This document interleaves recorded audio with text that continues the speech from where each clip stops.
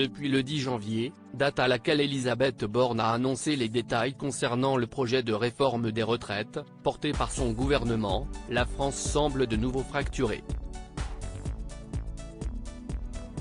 De nombreux syndicalistes et travailleurs sont opposés à ce report de l'âge légal de fin de carrière fixé à 64 ans. Alors que les grèves se multiplient depuis le 19 janvier, dans tout le pays, la première ministre semble totalement inflexible. De quoi lui valoir de nombreuses critiques, comme l'indique Libération, ce jeudi 2 février. Nos confrères se questionnent sur un éventuel effet Borne, en s'intéressant à l'attitude froide et déterminée de la première ministre. Le député socialiste Arthur Delaporte s'est d'ailleurs amusé à la critiquer, en la comparant à un homme politique actuellement membre du Conseil constitutionnel français. Elle est droite dans ses bottes, si est-il la nouvelle Juppé.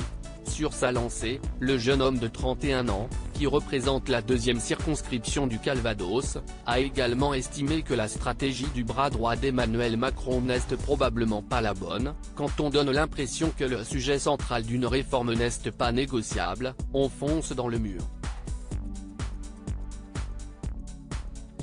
Supérieur à Elisabeth Borne, l'évolution physique de la première ministre en image une opposition qui ne manque pas d'inspiration pour la tacler, et le député du PS est loin d'être le seul membre de l'opposition à tacler la méthode d'Elisabeth Borne vis-à-vis de sa réforme des retraites.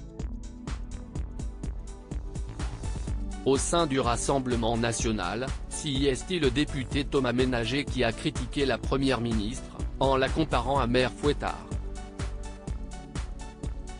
Du côté du Parti communiste français, Fabien Roussel a pris un malin plaisir à associer l'image de la femme politique à celle de Margaret Thatcher.